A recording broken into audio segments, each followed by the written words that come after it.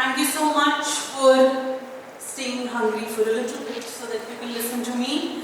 Hi, I'm Gurman. I am a data visualizer and an information designer. I used to be a journalist. Anup sir just mentioned, I used to work with him at HP. Currently, I run my own company called Revisual Labs, which is an information design agency. And today I'm going to be talking about bringing data viz to print and packaging through examples from some of our work, some of the work that's happening in this domain globally, and sort of give you some things to think about. I go by Chatwali on socials, so in case you're interested in following our work, what I do essentially is tell stories with data, code, and design. And if one is wondering what in the world does that mean, it means sometimes I take a number in a press release, write some code, and make a long line of tractors to talk about the scale of the farmers' protest that happened in Delhi. Sometimes it means that I take a database of songs to talk about how the female solo has declined in Bollywood. Sometimes that means putting up a camera on the rooftop of the Reuters Delhi Bureau to click a picture every hour and be able to tell a story about Delhi's pollution. We often look at that PM 2.5 line but forget what it means. The idea was to tie it with the photographs so that I can see what the sky looks like when PM 2.5 is 500 as opposed to when it might be 50. More recently, as I run my agency and work with all sorts of clients, it might be taking something complex like an RCT diagram that talks about how a research study went and turning into a more intuitive visual that their donors and audiences can understand. As we work with some UN agencies, it sometimes means taking data that's about migration and reports in traditional forms and thinking, can flows of people actually be shown as visual flows? Sometimes it might also mean taking data about humanitarian aid and turning it into actual boxes of aid. All of this has happened in different stages. So as I said, I used to be a journalist. My career started back in the US, and I studied journalism. I've never studied design, I've never studied anything else other than journalism. So did that, then was at HT at one of the first teams in the country actually to do interactives with data on the web. We were called the News Apps team at that time and did some pretty fun stuff. After that, moved to Singapore to work for Reuters, where I was part of their graphics desk. Soon after COVID, I came back to India and started freelancing. And when freelance became too much for me to handle on my own, I started Revisual Labs, where we do different kinds of work. We make maps, we make charts, we make interactives, we make print publications, we also design physical installations. So the work really varies in terms of medium. The only thing that ties it all together, that somebody has data-driven research, insight, findings that they want to communicate visually, that they want to tell a story with, that they want people to remember, for it to be memorable, for it to have a greater impact. The goal is to break the myth that data and numbers are boring.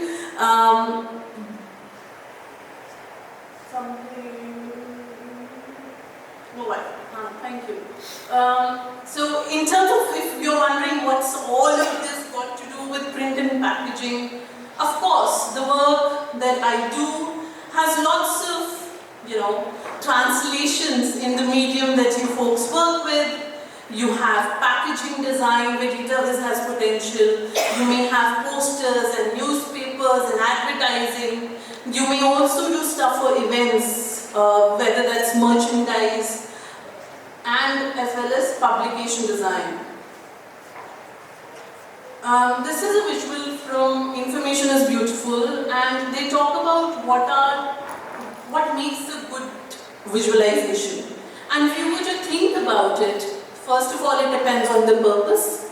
Sometimes that purpose might be to have an impact, might be to evoke emotion. Sometimes that purpose might be to inform, for someone to walk away with a clear sense of this is what this means.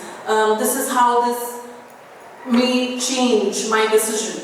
So the use case might vary, but I'm going to touch upon some of these pieces through some examples as we move forward.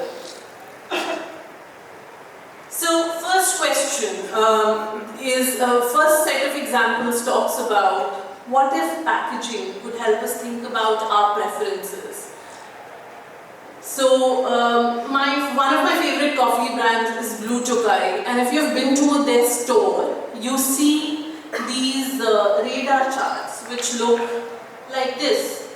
The idea is, if I am someone who has acidity when I drink coffee, I can pick a low acidity one. If I am someone who likes my coffee to be a bit fruity, I can pick a fruity one.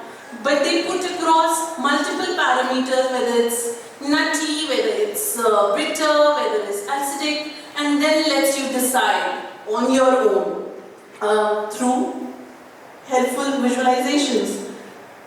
They also will have something like this in some of their stores, this poster that is again to talk about what kinds of varieties might have what kinds of flavors. This is not, apparently radar charts are like super popular and everybody wants to make them and put them on packaging. So here we have someone who did this as an experimental project for a tea packaging design, talking about, again, if it's a chamomile tea, how much of it might be lime, how much it might be chamomile, how much of it might be another flavor. Amul has a taste profile chart on some of their chocolates, where again you are able to see how acidic or bitter the chocolate might be. Susigaro beer again has a similar taste profile thing on their packaging. The idea in all of this is, as a consumer, can you help me make a better decision in terms of what might suit my palate without actually tasting it? If you were to go to Japan, some of their gummies come up with this chewy meter. So if you like your gummies to be super chewy, you can get one that's 5, versus if you like them to be soft, you can choose a lower number. Again, as a standardized scale, putting it there so that it becomes human nature to take decisions that way. Here's a kombucha brand that talks about the different components right in their packaging. This is a supplements brand that again brings about the composition of different elements or vitamins in their supplement on the package, front and center. Here's a wine brand from New Zealand that talks about what was the process of creating this wine bottle. What temperature was it created under? What was the rainfall that year of the grapes that were grown? Because all of this might change the taste and the end product. And again, then sharing the story of the brand or the product itself with their audience. So that's one set of examples. The second is, what if packaging could help us make better decisions? So again, going back to Japan, obviously living in 2050. So they have this in their milk cartons. If it's whole milk, they have put a small indent on the box, so that even if a visual impaired person was to go to a supermarket, they can tell that this is whole milk. If the milk has any kind of additives, if it's non-fat, this and that, that will have a flat top, as opposed to where it's whole milk. Again, building it in the packaging itself and encoding information through that. If you were to go to Europe, they have something called a Nutri-Score that they put on packaging, which is again to tell you how good or bad this thing might be for your health. So they have an algorithm. What you have to do is you have to input the different nutritional information, and we all know labels are super hard to read. So as a brand, you input all the nutritional information of your product, and based on that it will give you a Nutri-Score, and you are obligated to put it on your packaging. What if our advertising could nudge us to behave in a certain way? So this is an ad from 1965 by London Transport, and it uses photographs, which are of course stage photographs, as a way of nudging people to take the public transport. It is very much data visualization if you think of it, just not the traditional one. So it starts with these vehicles are carrying 69 people who could all fit in one bus. It is database. First as people, then as first as cars, then as people, then in a bus.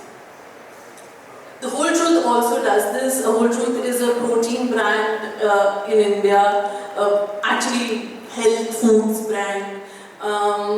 Thought Over Design is the design studio that does work for them, and they use their whole deal is we are the whole truth, whatever our ingredients might be, we're 100% transparent about it. So their advertising is also as such, that okay, this peanut butter that you're buying, it's these many peanuts and these many dates. That's it, there's nothing else in there. So that's another way that you can use database as a way of communicating to your audience and also building trust in the process.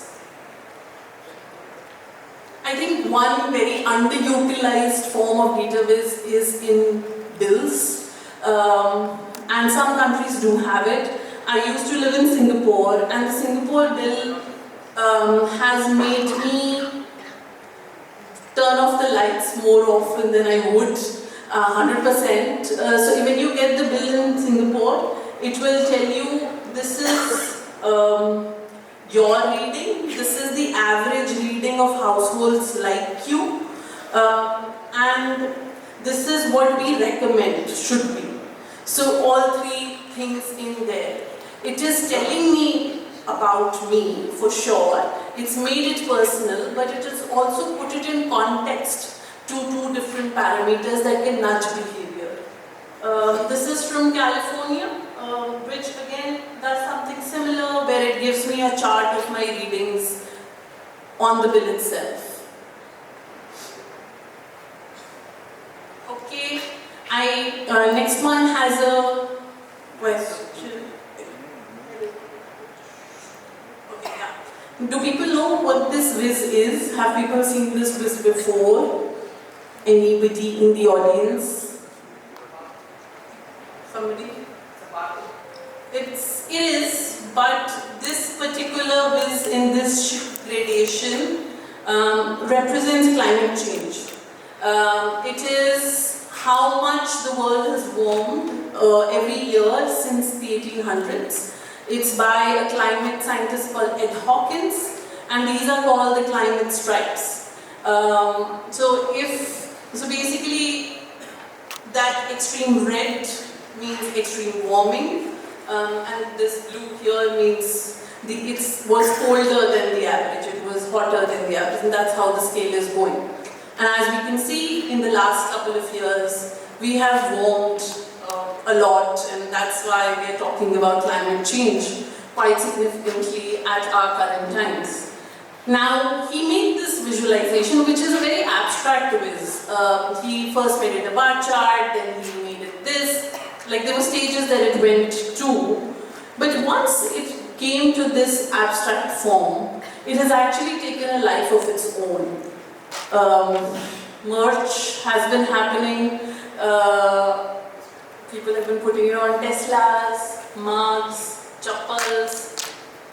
Ed Hawkins, when he received an MBE for services to climate science back in the UK, was tied as well with the climate stripes. So now, oftentimes my Zoom background is a climate stripe, so sometimes even the patterns that we might be putting on things can have meaning, can have data attached to it. And next piece in the puzzle is talking about taking data out of screens in the physical space. This here is an example from 1954. So it's a 3D chart, what you would make in your Excel, but it has different layers. So every piece of cardboard is a day, okay? And then this here is during the day what happens, okay? Electricity consumption during the day, so high during the day, fades out at night.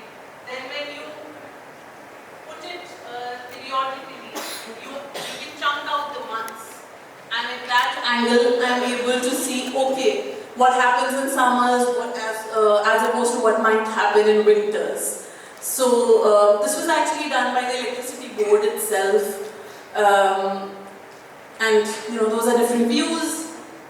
You can put it there and it tells a story of its own. It's physical. Even if I can't see, I can feel the curve of the cardboard and get a sense of what the data might be saying. Last year, we did something for Google News. They were hosting a physical event, a conference pretty much like this, that was being attended by media leadership. And they had done some research on how people use news apps. What they wanted to do was put that research in the middle of the room so that someone could come, look at it, interact with it, and not in a screen. So we did few things. We did 3 sides, and each panel told you a different aspect of it. So in one panel, what we made them do was we asked them the question that we asked a bunch of people, what makes you, say, subscribe to an app? What are the things that matter to you the most in an app? And we asked these media leadership to guess. What do they think their readers want? So they made their guesses, and then they lifted up the panel to see what the actual answer was, so what the actual survey said. The idea was to first ask them, think about their perception, and then to correct it with actual data. On another side, we had in the survey, they also asked a bunch of people to design their ideal app. And there was no clear trend in the data because, of course, something like this is highly personal. We all have our unique preferences. So to bring out that point, we gave people sheets of features, and we asked them, you create your own app. And the idea then was that the perfect app does not exist, but that comes through with the participation of people in the room. The third side was pure print, but designed in a way for you to stay there and compare how people would interact, how people who consume news in different languages had different preferences in terms of paying for news or subscriptions and just what features were important to them. So this side was meant to be something that was static, but for you to stay with it, stand in front of it for 5 minutes and see what the trends may say. Talking about events, Amy Cecil, who's a database designer, created badges for her wedding, and the idea was for it to be a conversation starter. We call these to be data portraits as well commonly, and the idea was that it could tell you whether you had known the groom longer or the bride longer. So bigger side, which side the heart is bigger depicts whose side you're from. And the color was how you had met them. And then when you came to the wedding, you had this network chart of who knew who, and you would go and pick your badge and put it on, and as you go about in the room, that becomes a conversational starter. This is a technique that some people people also do at conferences, where your conference badge could have a visual key of your interests, maybe years of experience, where you come from, things like that, so that again becomes a conversational starter. Another thing that CEW does quite often, which is a think tank based in Delhi, they do these data darts, and the idea is to gauge opinion in a room. So this one goes from strongly disagree in the center to strongly agree on both ends, and they've posed 4 questions about air quality. The people in the room put a pin based on whatever their opinion about the question might be. So in the end, that opinion sort of emerges through a simple pins on a board. Okay, we are coming towards the end. The next segment talks about report and publication design. Now, oftentimes we do see charts and reports, but sometimes they're rarely engaging and stand on their own. In today's day and age, your chart, if say I put a chart in a report, it's going to be thrown out of context over and over again. Somebody will take a screenshot, will send it on WhatsApp, somebody might share it on Twitter, somebody will put it on LinkedIn, somebody will put it on their PowerPoint deck, and in the end, that one paragraph above and below that you had written around the chart has been lost. So one thing that I argue often for is that your chart should tell a story on its own. It should be the complete story. If there's a spike, I should write what caused the spike, why the spike happened. If something stayed the same, I should say why it has stayed the same. We often say that the chart title should also read like a story headline, because that then means that I come walking into it with an expectation of why I should look at this chart. So with all of those things in mind, we often do report design for different kind of research orgs. These are some snippets for something we had done for ICRIER, which is a think tank based in Delhi and covers economics. And this was on the digital economy. More recently, we did something for Godrej Design Lab, and the thought behind it was really that to reimagine reports. It was a report on sustainable development, but uses a lot of illustration to explain complex scientific, complex science purely. So architectural diagrams, scientific diagrams, maps, all in all to make it more engaging. For example, if we were to show what the ideal city looked like, we made a diagram with annotations for that. If we were to show how super blocks in Spain function, we made a diagram about that, and so on and so forth. And lastly, we of course have a legendary newspaper designer in the room, but just to talk briefly about, because it said that we should look at some newspaper screens also. So newspapers have huge potential to become visual experiences, not something that you just read, and we say that people don't read newspapers anymore, but there is still something beautiful about holding a full database in print that does not happen when I look it on my phone. So some of my favorites, this comes from the South China Morning Post. If this is something that you are interested in and like, I would say South China Morning Post is something to look up to. They do beautiful illustration plus charts sort of work. This one here, for example, looks at different statues around the world. This another one is the Times of Oman. They also have a beautiful team, just a double spread about beekeeping in Oman. This one here is from back home, Malayalam and Urma, talking about how to do the Natu Natu through illustration, step by step. So this was just around the Oscar performance, and when it happened, they did it as an illustration on their page. This here is a prototype that became this in the Hindu, talking about how the throw happens. When Neeraj does the javelin throw, how does it work? And the reason I showed this is that it really has to start here to end up here. And that's that. So, as you've seen, we are now closing. Database can do many things for you. It can aid consumer decisions. It can nudge behavior in directions that we may want to as a society. It can tell stories. It can take data out of screens and spreadsheets and put it in the real world.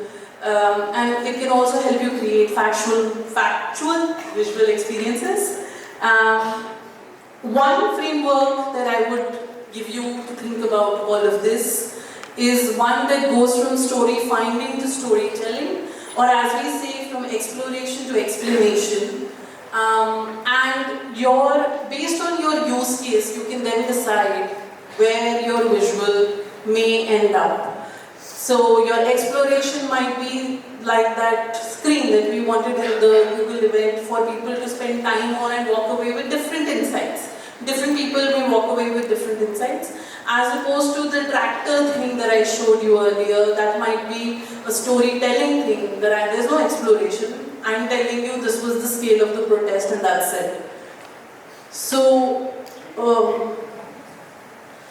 overall, many examples that I showed you can fall in different spaces on the spectrum, and that's the only thing I'll urge you to think about, which is like the most easiest thing to start thinking about, is why am I doing this? Do I want my viewer to walk away with a very clear insight, or do I want them to spend some time with it and then walk away with different kinds of insights? And that's sort of going to determine the direction that your work goes in. And lastly, of course, data visualization can help you tell stories, but it can also help you find them. That's my time. Thank you for listening. And Thank you, Gurman. Can I request Mr. Ravindra Reddy from Telangana Association to come up and present the momentum? after this, you get to have a nice lunch.